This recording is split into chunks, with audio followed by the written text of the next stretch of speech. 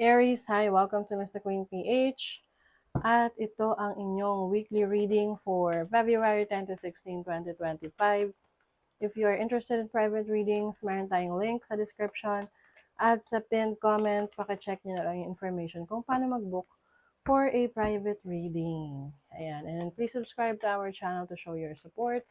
Like, share this video, at comment na rin kayo kung kayo ay naka-resonate. And thank you sa mga hindi nagsiskip ng ads. Okay, maaring ayun na naman. May ubo pa rin kasi ko. Hindi ba ako completely na magaling. So, baka maubo pa rin ako. So, pag naubo ako, pasensya na ha. Okay, Aries. Let's see for this week, Feb 10 to 16. What's up? Journey. Maaring meron kayo aasikasuhin ngayong week na to. Paperworks, may mga travel kayo na pupuntahan. Alam mo yung halimbawa nag-aasikaso ng permit or nag-aasikaso ng mga requirements, ganyan. Or meron kayong mga lakad na kung saan-saan kayo pupunta ngayong week na to. This can also mean yung journey mo mismo, about journey in life. You will continue with your journey.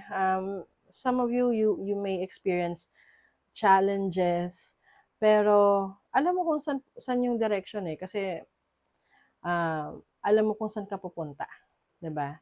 Pag alam mo kung saan ka pupunta, yung ruta na pupuntahan mo pwedeng magbago, pero dun pa rin naman makakarating sa paroroonan. You get what I mean?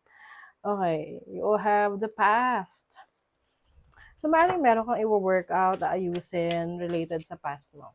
This can be past relationship or I'm seeing connection sa isang mahal sa buhay in the past na iniwasan mo. Can be your father, your mother, parent, na maaaring hindi kayo naging okay, kaya iniwasan mong kausapin. But I think, ngayong week na to, haharapin mo na, para magkaroon na ng closure. Meron ka ng lakas ng loob, na harapin, excuse me, ang mga pagsubok. You have the strength that you need.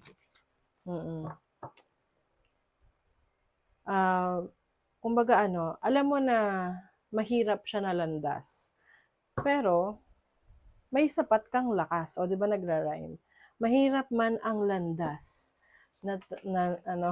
Mahirap man ang landas, pero meron ka namang lakas. Okay, your overall energy is the King of Coins. So, focus ka sa iyong finances, sa iyong career, trabaho, sa business mo. And things are looking good para sa inyo. Kumbaga, alam mo na hindi madaling makuha yung goal mo for your money, for your career, for your business, pero kaya mo kasi madiskarte ka. Your challenge is the 9 of Swords. Minsan kasi ang dami mong iniisip. Ino-overthink mo, parang nagpe-play ka na ng different scenario na less likely naman na mangyayari. Hindi siya mangyayari actually. So, parang pinapahirapan mo lang yung sarili mo. So, yung challenge mo is kung paano ma-clear yung isip mo. Na wag kang magpa-apekto sa mga bagay na wala pa naman sa buhay mo, hindi mo pa nararanasan. Kasi, 'di ba, sabi nga what your mind can conceive, your body can achieve. So, sabihin niyan, pwedeng kung ano yung isip mo, pwede mo ma-attract, or 'di ba? So, might as well, isipin mo yung mga good things. Huwag overthink. So, your opportunity is the King of Cups. This is about your love for the people around you, your love for yourself, at yung nagpo-push sa'yo para sa pangarap mo 'di ba? Merong yan yung tinatawag nila sa networking, what is your deep why? Yung malalim mong dahilan kung bakit mo gustong maging successful sa buhay. Ayan, so you have the opportunity na ma-identify kung ano ba nga, anong-ano nga ba yun. Ito ba yung pangarap mo para sa family mo, para sa sarili mo, to be recognized, na may mapatunayan ka sa sarili mo. And I also see you taking care of yourself. So, you will be more compassionate sa sarili mo. You will be kinder to yourself na hindi ka masyadong parang mag-set ng sobrang taas na goal tapos pag hindi mo naabot, sisisihin mo yung sarili mo. Kaya nga may overthinking dito. So, you have the opportunity ngayon na to focus on uh, what you love, no? Kasi kung mahal mo yung ginagawa mo, hindi mo i-overthink yan eh. Kasi natural na lang yan sa'yo. 'Di ba? Your blessing is the Five of Swords. So, any conflict na mararanasan mo, issue, conflict with someone, you will be able to overcome whatever that is. So, maaring meron kang ma-experience dito na blessing in disguise, no? Ito yung tipong meron kang pinagkakatiwalaan na tao, tapos biglang, oops, hindi pala siya mapagkakatiwalaan. So, at least, nalaman mo, na-realize mo ng mas maaga. 'Di ba? You have moon in the 12th house. Grabe, sobrang you are in tune with your instinct, with your intuition. So, gamitin mo yung instinct mo, yung intuition mo in making decisions, making good decisions para sa sarili mo.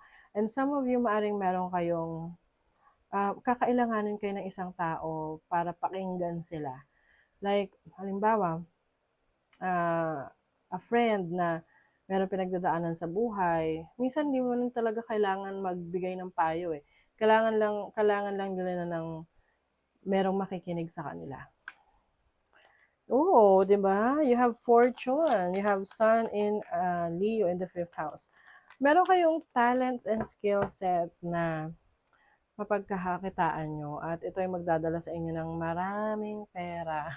So, kung ano man yan, alamin nyo na, no? Kung di nyo pa alam, alamin nyo na. At kung alam nyo na, edi, i-ano nyo na. Gawin nyo na. Oo, make it happen for yourself. Iba't ibang talents meron tayo, kakayanan, abilities, meron dito natututunan, meron innate na pinanganak pa lang, andyan na yan, yung talento na yan. So, you just have to explore, learn more, and enjoy.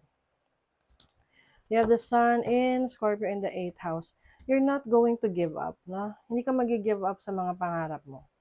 Alam mo kung ano yung gusto mo para sa sarili mo, para sa mga mahal mo sa buhay, at hindi ka magi-give up. Lalaban ka. Yes. Alam mo kasi yung kakayanan mo. Alam mo yung mga abilities mo. Ask for help. O, ayan. Kung kailangan mo ng tulong, humingi ka ng tulong. Minsan kasi yung iba, uh, may pride, mataas ang pride na feeling nila mahina ka kapag humihingi ka ng tulong. Hindi naman sa ganon. 'Di ba? Kung kailangan mo talaga ng tulong, ibig sabihin you're strong enough to admit na you need others. You need assistance from others to work with them, to collaborate with them for them to help you, 'di ba? What do you really need? Be willing to accept support. Kasi you'll never know na itong taong tutulong sa'yo ay siya pala yung mag-aangat sa'yo. 'Di ba? Siya yung magdadala sa'yo sa success. Okay, so that is your reading, Aries. Thank you so much. Bye.